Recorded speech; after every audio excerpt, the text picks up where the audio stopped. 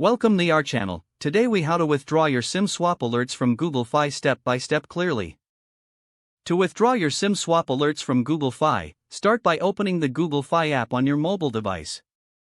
Log into your Google Fi account using your credentials.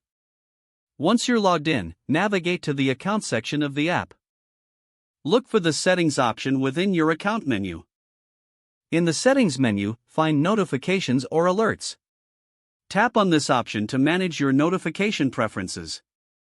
You should see a list of available alerts, including SIM swap alerts. Locate the SIM swap alert option within this list. To disable the alerts, toggle the switch next to the SIM swap alert option to the off position. Once you have made your selection, make sure to save any changes if prompted. You can confirm that the alerts are turned off by checking the notification settings again. Finally, exit the settings menu to return to the main screen of the app. Your SIM swap alerts from Google Fi have now been successfully withdrawn. If the page does not load, refresh the browser or try again in a private or incognito window. Make sure you are using the correct email address, then retype it carefully to avoid small typos. If your password is not accepted, use the reset option and create a new strong password you can remember. Check your spam folder for verification or security emails, then complete any requested confirmation steps. Enable two-factor authentication if available to improve account security and reduce unauthorized access risk. After signing in, review your profile details so your contact information and settings are accurate and current. If you see an error message, note it down and try again after restarting your device and internet connection.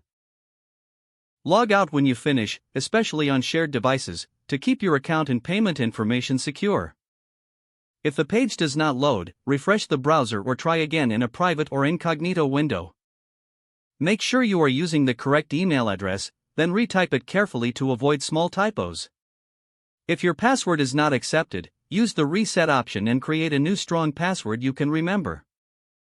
Check your spam folder for verification or security emails, then complete any requested confirmation steps. Enable two-factor authentication if available to improve account security and reduce unauthorized access risk. After signing in, review your profile details so your contact information and settings are accurate and current. If you see an error message, note it down and try again after restarting your device and internet connection. Log out when you finish, especially on shared devices, to keep your account and payment information secure. Don't forget to like this video and subscribe to our channel for more step-by-step tech guides.